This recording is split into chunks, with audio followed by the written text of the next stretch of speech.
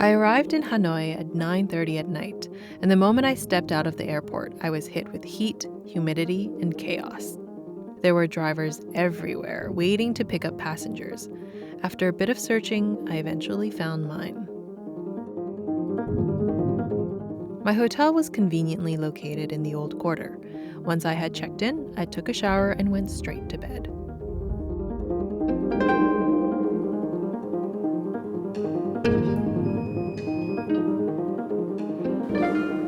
Breakfast was included at my hotel and was probably one of the best hotel breakfasts I've ever had because of the variety. I had a delicious bowl of pho almost every morning.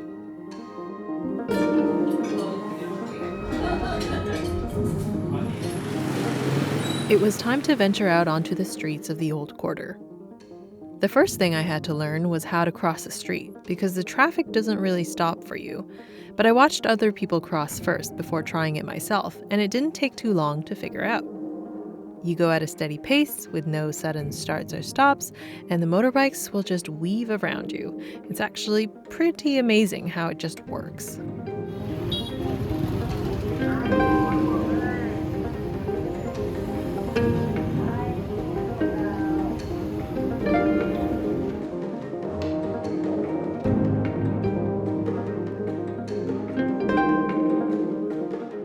Right next to the Old Quarter is Kiem Lake, a large lake surrounded by beautiful shady trees that provide some respite from the heat and busyness of the city. Locals love to hang out here, whether they're dancing or taking photos or just having a moment to themselves. I spent my early morning walking around the entire lake.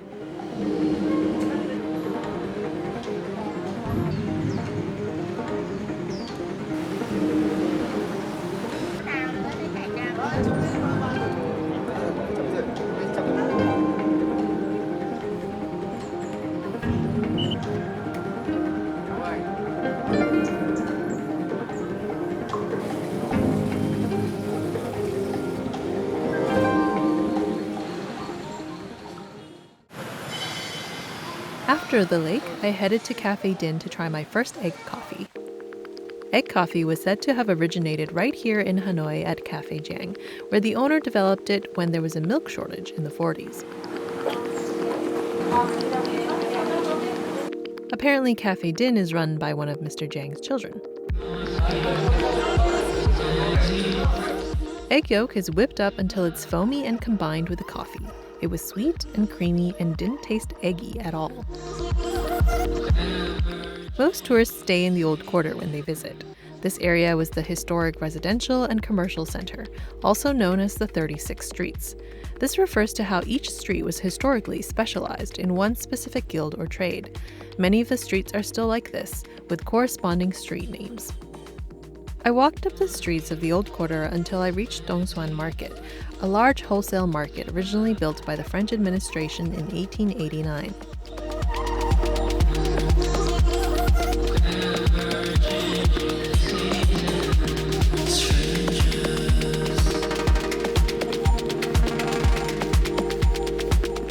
After an afternoon nap, I headed out for a street food tour.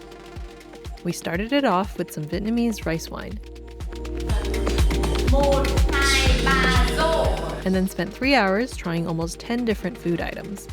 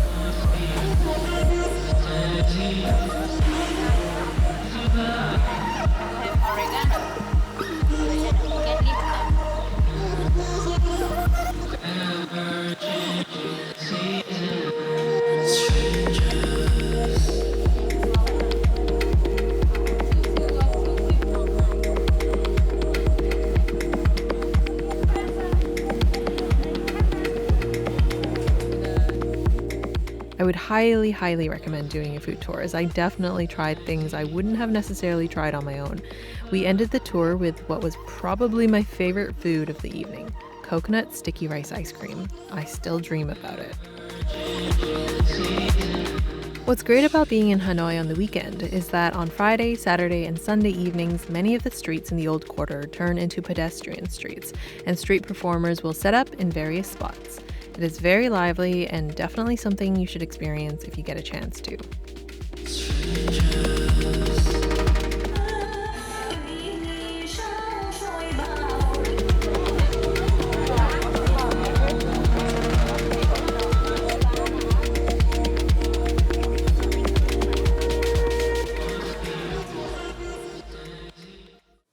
It was raining the next morning.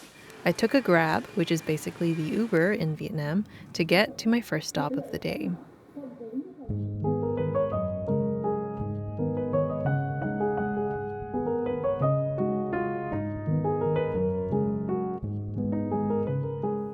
The Temple of Literature in Hanoi was built in 1070 and is dedicated to Confucius.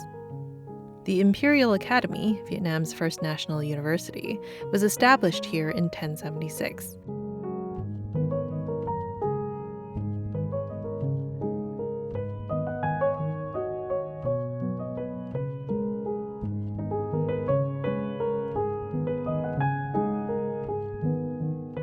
Nowadays, it seems it is still a popular place for holding graduation ceremonies.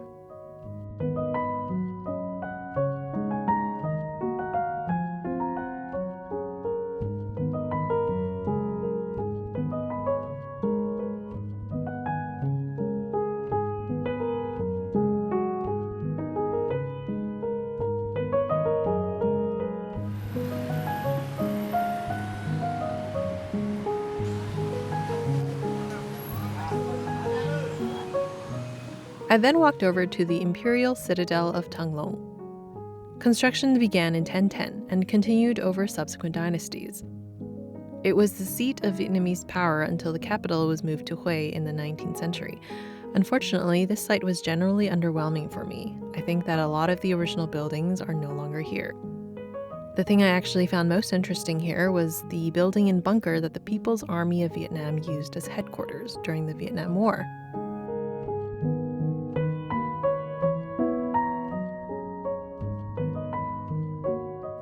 A short walk away, Cong Caphe is a popular communist-era themed coffee chain in Vietnam that originated in Hanoi in 2007. They are known for their coconut coffees, which is what I ordered.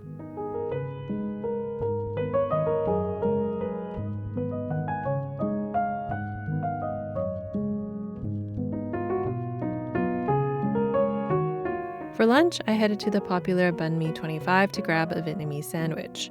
First opened as a street stand in 2014, it has since expanded to 2 other locations on the same street that provide more seating.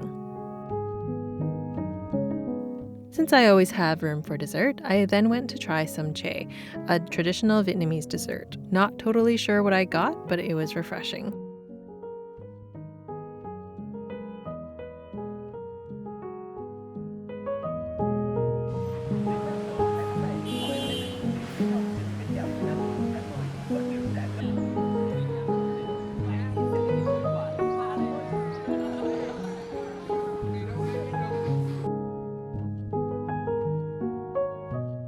I spent all of Sunday morning in museums. The first stop was Hoa Lo Prison, also known as Hanoi Hilton. This prison was originally built by the French to house political prisoners and then later used by North Vietnam for American prisoners of war. This museum is well worth a visit.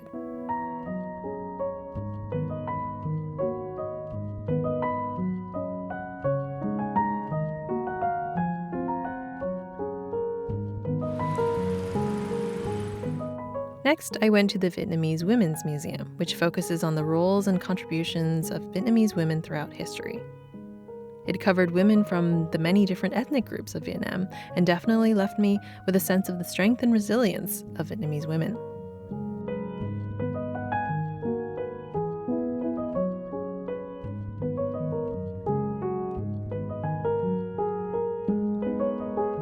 By the time I was done, I was super hungry. So for my late lunch, I went to a place called Hidden Gem Cafe.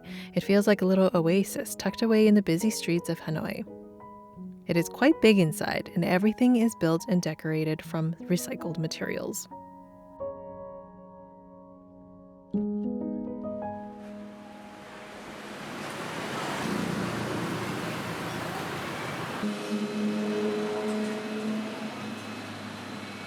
I strolled the pedestrian streets of the old quarter in the evening, as it was Sunday and the last time I'd be able to enjoy them without the crazy traffic. I found the Bia Hoi corner, where you can get what's probably the cheapest beer in the world. Bia Hoi is a draught beer brewed daily and super light and refreshing.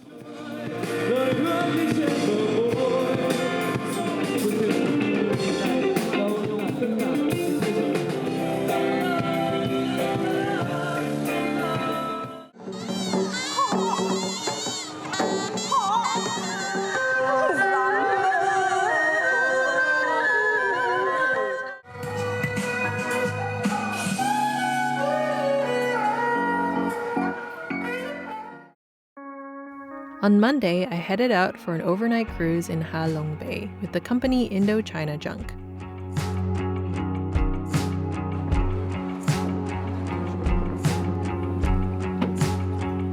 When we got to the docks, we took some tender boats out to the big ship.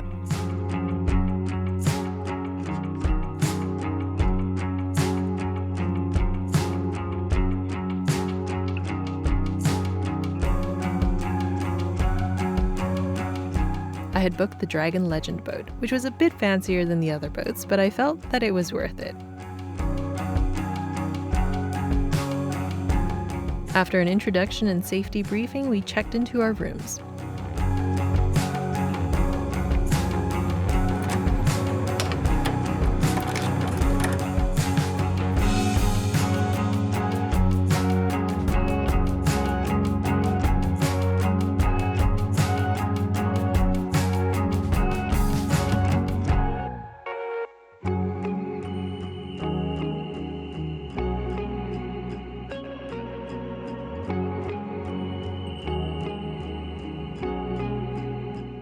At 1 p.m., lunch was served. All of the food that was served on this cruise was incredible.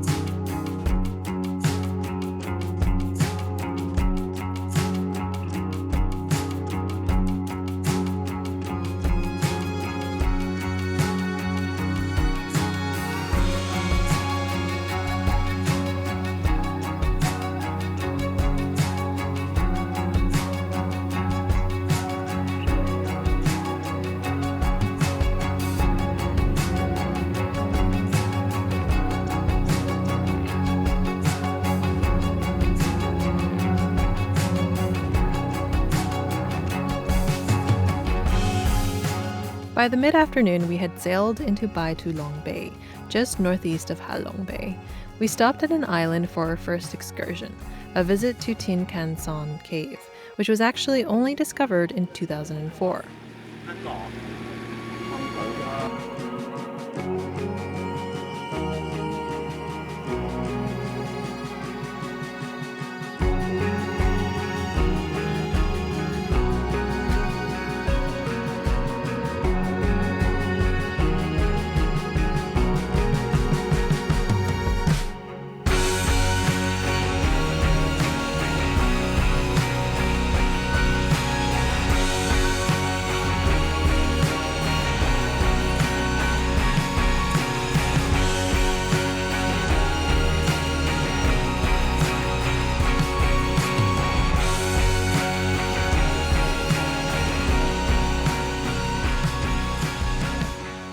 On the same island, there was a beautiful sandy beach, where we took kayaks out on the waters around the limestone islets.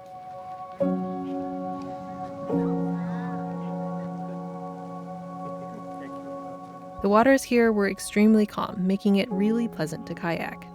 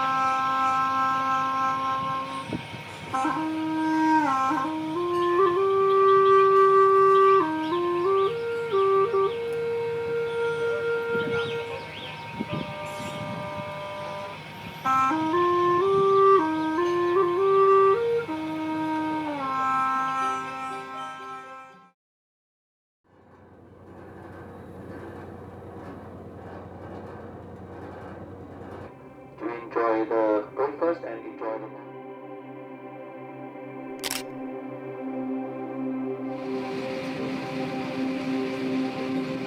The second morning on the cruise, we headed out on rowboats to see Vung Vieng Floating Village, a fishing village that was first established in the 19th century when fishermen started settling in the area.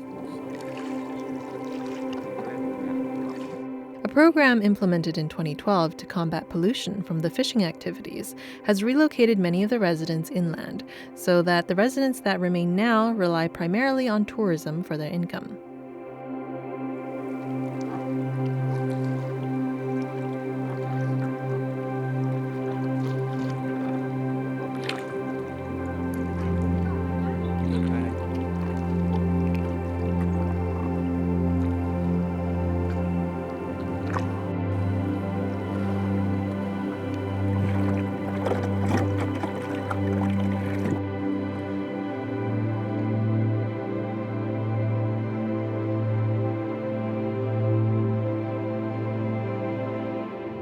On the way back to Hanoi, we stopped at Yen Duc village to see a water puppet show.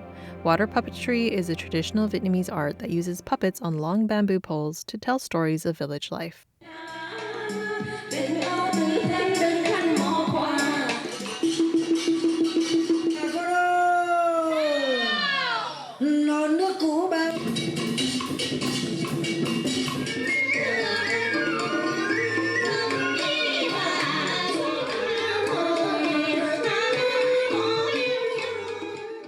After returning from the cruise, I had one more night in Hanoi.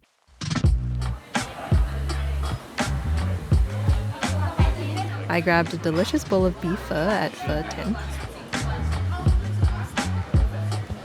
and then went to get the coconut sticky rice ice cream one more time.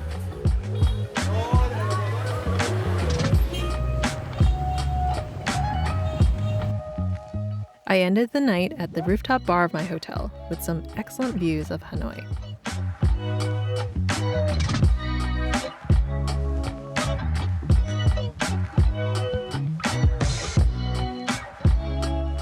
I was set to fly out the next day, but not before taking a fun ride on one of the Grab motorbikes.